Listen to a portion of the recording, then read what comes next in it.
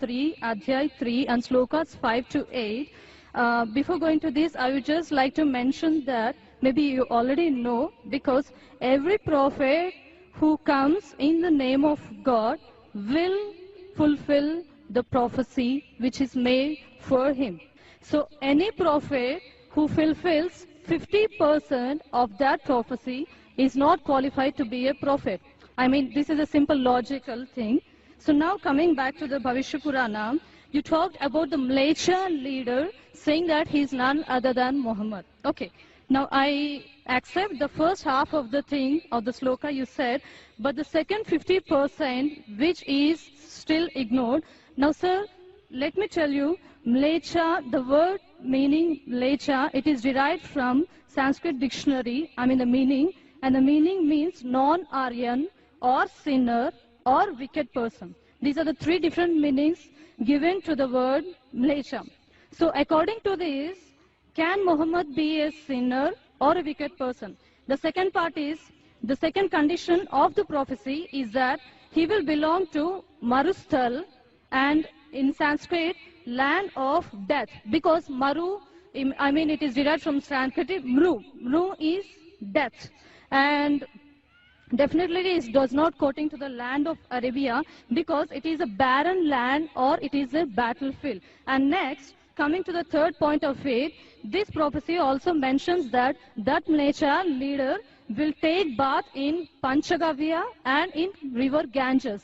And it is a common truth. We know that Ganges means Ganga river, and we all know that Ganga is not in Arabia, but it is in India. It is a universal fact. And coming to the taking bath in Panchagavya, the meaning of Panchagavya is 5 products of cow.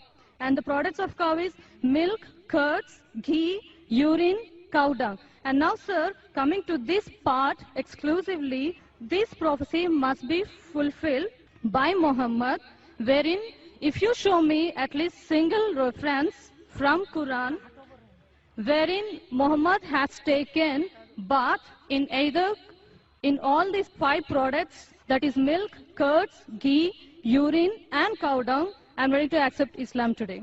Thank you, sir. Sister has rightly said that if the prophecy that you give, if more than 50% is not fulfilled, then the prophecy is wrong. I agree with you, sister. I agree with you. And I will answer all your 3 queries. Let's see whether you accept Islam or not today.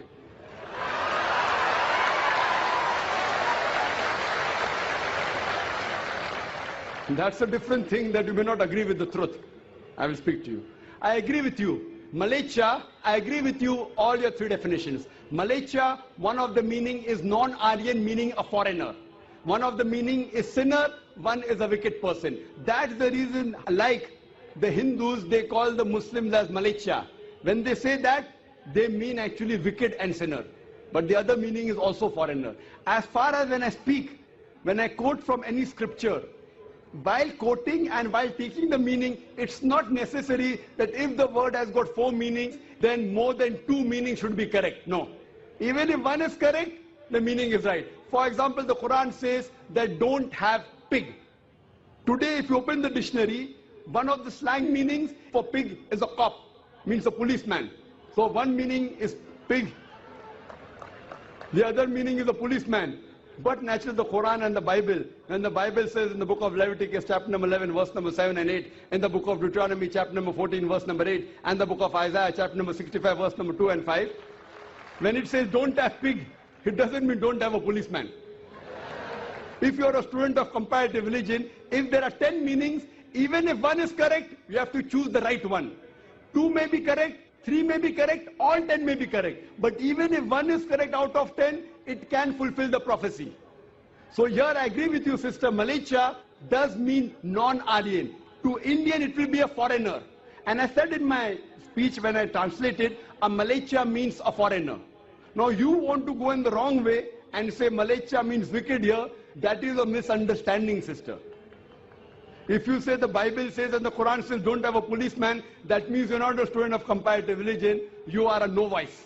If any one of the meaning fulfill the prophecy, one more thing, if there's a doubt, there are 10 points I mentioned, all the others can't be refuted.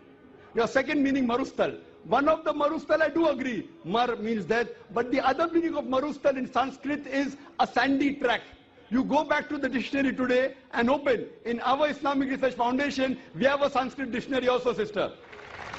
I am a student of comparative religion. I do agree. One is a place of death. The other is a sandy track. So why are you taking the wrong meaning?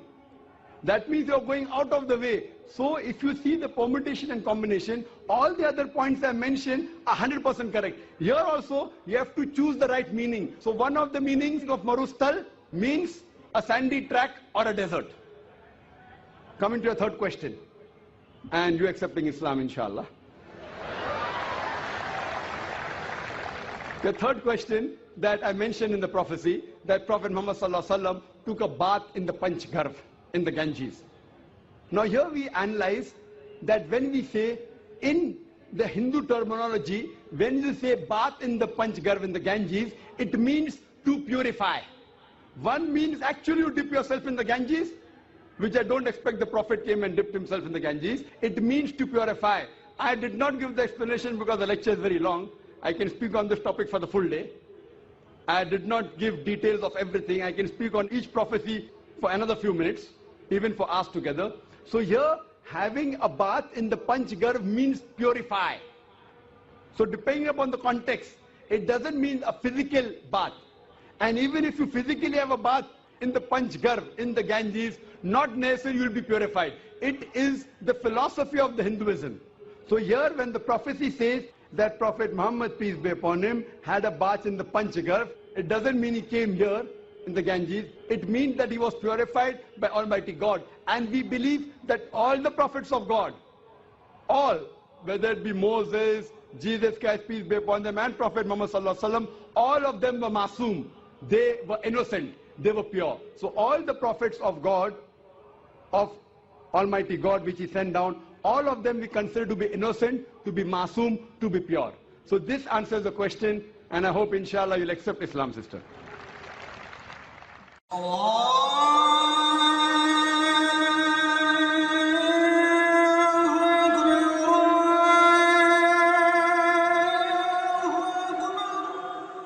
أعوذ بالله من الشيطان الرجيم. بسم الله الرحمن الرحيم. ومن أحسن قولا ممن دعا إلى الله وعمل صالحا وقال إنني من المسلمين. رب اشرح لي صدري ويسر لي أمري واحلل عقدة من لساني يفقه قولي. السلام عليكم ورحمة الله وبركاته. لقد تعلمت في مدرسة من مدارس المجتمع النصراني، وبفضل الله وبحمده دائما ما كنت من أوائل الطلبة، ولكنني كنت متلعثما، كنت أتردد في نطق الكلمات دائما. لو سألني أحدهم ما اسمك كنت أجيب اسمي ذاكر. الشخص الذي غير حياتي كان الشيخ أحمد ديدات رحمه الله. كان عالما مسلما في الإنجيل المسيحي، وكان متخصصا في مقارنة الأديان. لقد غيرني من طبيب للجسد إلى طبيب للروح.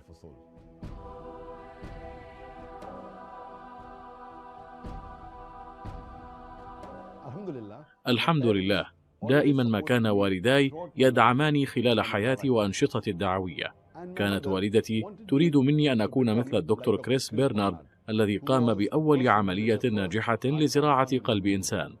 لاحقا عندما سألتها عما إذا كانت تريد مني أن أكون مثل كريس بيرنارد أم مثل الشيخ أحمد ديدات، قالت لي أستطيع أن أضحي ب1000 من أمثال كريس بيرنارد مقابل الشيخ أحمد ديدات. مهمتي في الحياة هي أن أوحد المسلمين. الشيء الوحيد الذي يمكنه توحيد الأمة الإسلامية يكون بناء على القرآن الكريم والأحاديث الصحيحة لسيدنا محمد صلى الله عليه وسلم. لقد بدأنا قناة السلام باللغة الإنجليزية منذ 9 سنوات. إنه حديث النبي محمد صلى الله عليه وسلم، وهو أن الإسلام سوف يدخل كل بيت. لقد بدأت أول مدرسة إسلامية محلية منذ 14 سنة، وكان الغرض الأساس من إنشاء المدرسة هو تعليم ما يخص العالمين. فعندما يدخل الطالب المدرسة هو لا يتعلم فقط من أجل أن يعيش حياة عادية كأي شخص، بل هو أيضا يتدرب على النجاح في اختيار الحياة التي تنتهي بالموت والآخرة. الدافع الرئيس لحياتي هو القرآن الكريم، اتباعا لأوامر الله سبحانه وتعالى. زوجتي أيضا هي واحدة من أكبر الدوافع لدي. بحمد الله دعمها لي هو ما حثني على المضي قدما. إن الإسلام هو الدين الوحيد الذي يستطيع أن يجلب السلام للبشرية كلها. قال الله عز وجل: ومن أحسن قولا ممن دعا إلى الله وعمل صالحا وقال إنني من المسلمين. وآخر دعوانا أن الحمد لله رب العالمين.